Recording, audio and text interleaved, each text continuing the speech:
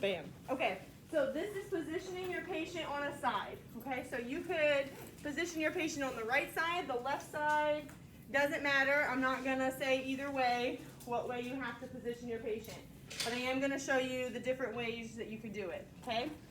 So you're gonna put a patient in the bed, okay? I'm just gonna put a mannequin just so it's there. But you're gonna put a patient in the bed, and then one of you at your bed is gonna be holding that little paper, right? And making sure that your partner is doing all of the steps that they're supposed to be doing. Okay, so it says assemble my equipment. My equipment for this is pillows. So you need at least 3.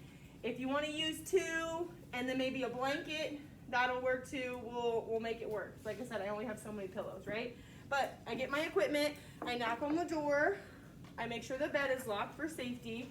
I tell my patient, hi, Sally, my name's Ashley, I'm gonna be your nurse or your aide today, and we're gonna turn you on your side, okay?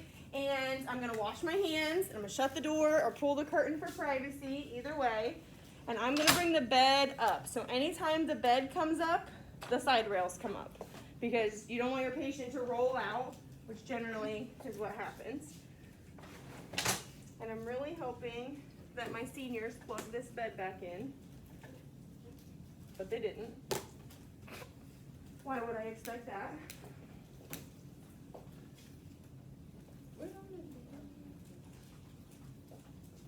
Remember how I said that people like to unplug my beds to plug in phone chargers? I threw a fit yesterday, and they still didn't listen, so.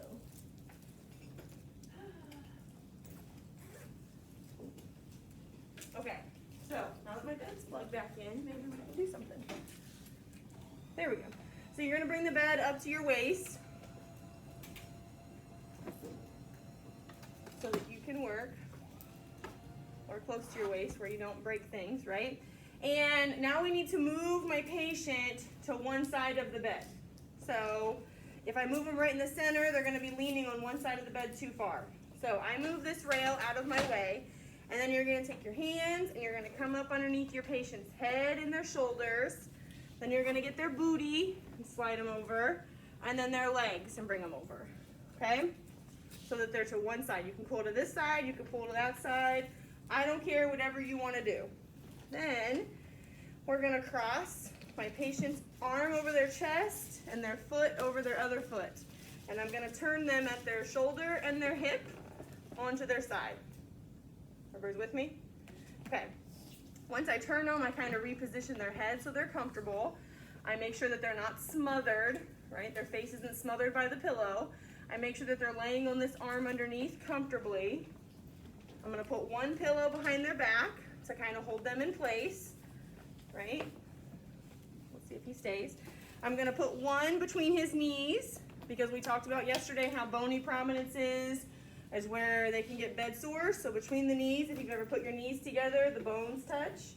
Kind of starts to hurt after a while. So if there's a pillow between there, it won't do that. And then you can put this pillow one of 2 places. One up on this hip so that this arm doesn't touch and hurt the hip, or you can put it in front of them and they can hold on to it, okay? And then I'm gonna come to the end of the bed and I'm gonna say, they look like they're in good alignment. Once I make sure they're actually in alignment. Does anybody remember what alignment meant?